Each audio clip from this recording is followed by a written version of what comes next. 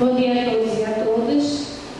Estamos aqui apresentando a proposta da Chapa 2 e nós gostaríamos de discutir o seguinte: por que o título Esperança só na luta? Segundo Freire, a utopia é a esperança crítica de transformação da realidade. E nesse sentido, o utópico não é o irrealizável. A utopia não é idealista.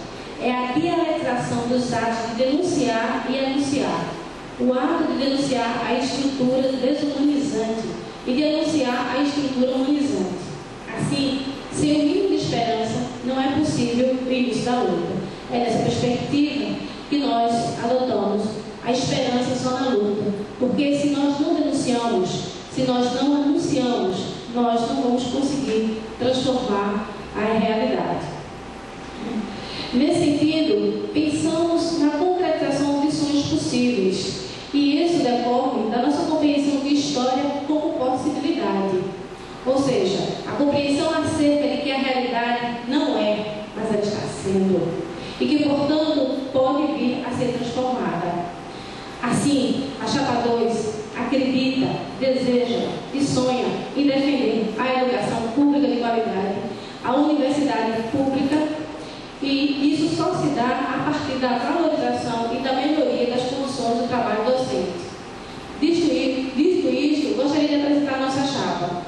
Nós temos o companheiro Lurildo, que é docente de Ciências da Saúde, professor que atua efetivamente denunciando a desumanização da situação do Hospital das Clínicas, mas também anuncia que é possível mudar essa condição. O companheiro Edson, do Centro de Educação, que luta por melhores condições da educação pública e que vem travando lutas históricas por uma democracia de direito.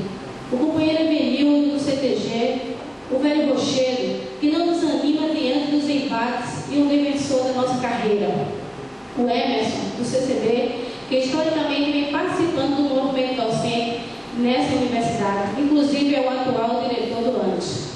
Elaine Judite, que é do Centro de Ciências da Saúde, defensora incessante pela melhoria dos nossos salários, que atualmente está no comando de greve em Brasília. Marcelo Barreto, do CAP, que luta em duas frentes, no PSTU e no movimento docente. Gostaria de dizer que na nossa chapa apenas o companheiro Marcelo faz parte de um partido político, no caso do PSTU. Ernesto, que é do Ceará, companheiro cubano, acho que tem uma postura crítica em relação ao Fidel e não a Cuba. Está conosco porque acredita ser possível mudar a atual realidade do cenário da educação no Brasil, principalmente no ensino de física. O Ernesto tem um trabalho muito significativo em relação à formação dos professores de física. A companheira Débora, do CCB, que tem uma história de luta e que tem uma atuação efetiva no movimento docente. A companheira Domanica, que é defensora ferrenha dos aposentados. E eu, Regiane Bia, do Centro de Educação, que tem como bandeira de luta uma educação pública de qualidade. Estou na UFPE desde 85, quando fiz toda a minha formação acadêmica, graduação em pedagogia, mestrado e doutorado em educação. E aí, nós acreditamos que novos rumos só são possíveis com a unidade e mobilização.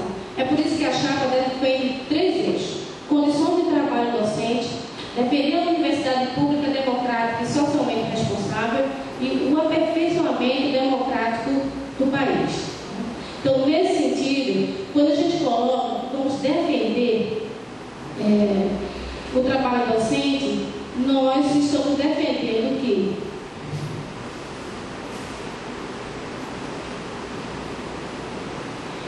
lutar por melhores condições salariais, participar da Constituição Nacional de uma carreira docente que valorize o papel social do professor, promover maior proximidade e melhor comunicação com os docentes, lutar pela garantia da carreira única e de somada salarial no setor das federais, incluindo na nova carreira todos os docentes das atuais carreiras, lutar pela incorporação das gratificações e recomposição das perdas salariais, lutar pela melhoria das condições de trabalho e de saúde do docente. Pesquisas atualmente vêm enfatizando que os docentes já vêm atualmente adoecendo. Isso, inclusive, já vem acontecendo na educação básica.